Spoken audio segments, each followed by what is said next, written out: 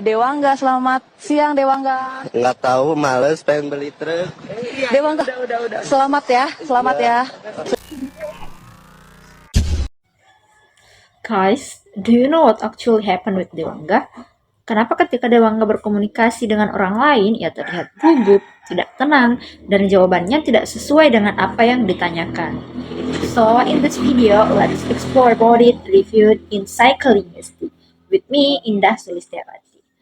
Now we are going to explore the language process in abnormal individuals, the causes, impact, example in real life, and the treatment. Before we entering the points of this material, firstly we should know what is abnormal. Apa dan yang mana sih yang disebut individu abnormal?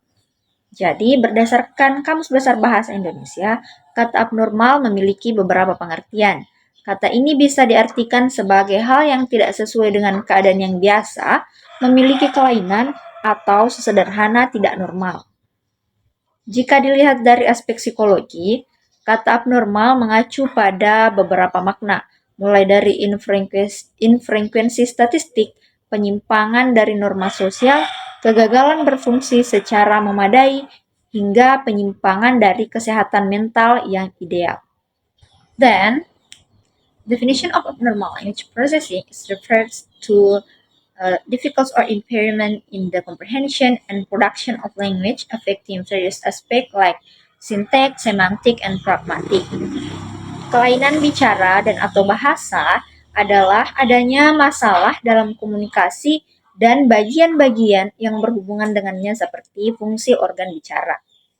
The American Speech Language Hearing Association mendefinisikan kelainan komunikasi sebagai adanya kelainan dengan menunjukkan ketidakmampuan menerima, menyampaikan, memproses, dan memahami konsep-konsep atau simbol-simbol verbal, non-verbal, maupun gambar. Jadi, individu abnormal ini sulit untuk memproses bahasa yang diterima, sehingga mereka pun sulit untuk memproduksi bahasa. Hal tersebut disebabkan oleh beberapa faktor. Yang pertama ada neurological factors. Neurologi ini berkaitan dengan sistem saraf seperti brain injuries atau cedera otak, genetic disorder atau kelainan genetik, atau kondisi perkembangan yang dapat mengganggu kemampuan memproses bahasa. Nah, faktor yang kedua yaitu environmental factors, yaitu faktor lingkungan seperti adanya paparan racun, malnutrition, atau kurangnya stimulus bahasa pada anak selama periode perkembangan kritis. Faktor yang ketiga yaitu faktor psikologi. Trauma, kecemasan, dan stres dapat menjadi sebab seseorang mengalami kesulitan dalam proses komunikasi. Seperti yang disebutkan sebelumnya bahwa faktor-faktor tersebut menyebabkan kesulitan yang berimbas pada kelainan dalam berbahasa. Impact of abnormal language processing on communication. Yang pertama ada receptive language difficulties atau kesulitan bahasa reseptif.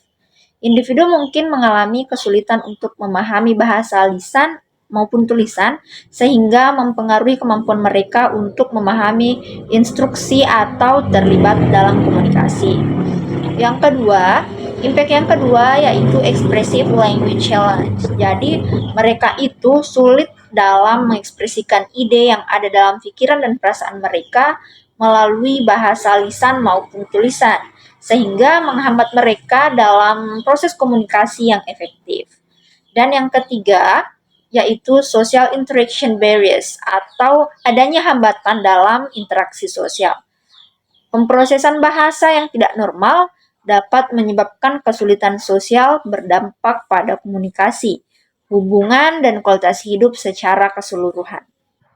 Dari banyaknya jenis abnormal, ini merupakan beberapa contoh dari jenis abnormal dan prosesnya dalam berbahasa.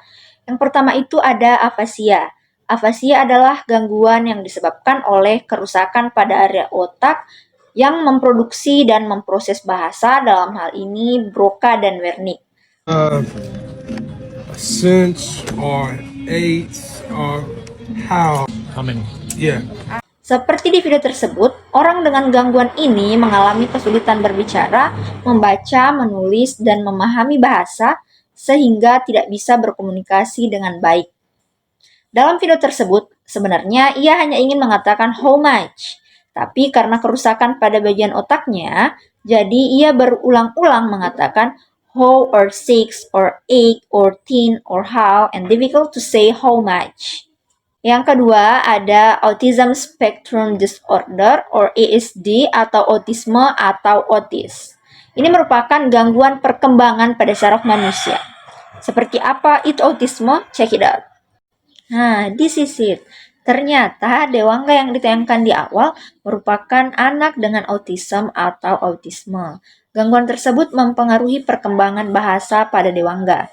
Pengidap autis itu sulit untuk mengekspresikan diri, baik dengan kata-kata atau melalui gerak tubuh, ekspresi wajah, dan sentuhan. Itulah sebabnya ketika Dewangga berbicara, ia kelihatan gugup, tidak tenang, dan sulit dalam berkomunikasi.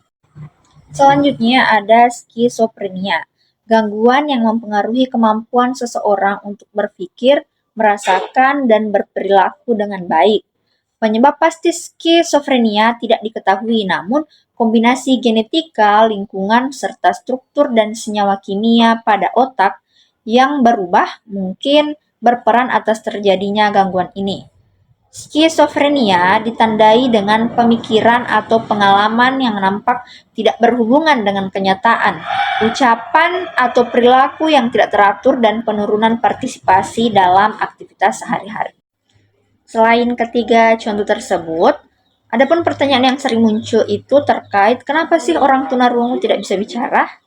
Nah, ini termasuk faktor neurologi di mana otaknya tidak bisa memproses bahasa karena tidak menerima informasi dari organ pendengaran atau dalam hal ini telinga, sehingga ia tidak bisa memproduksi bahasa.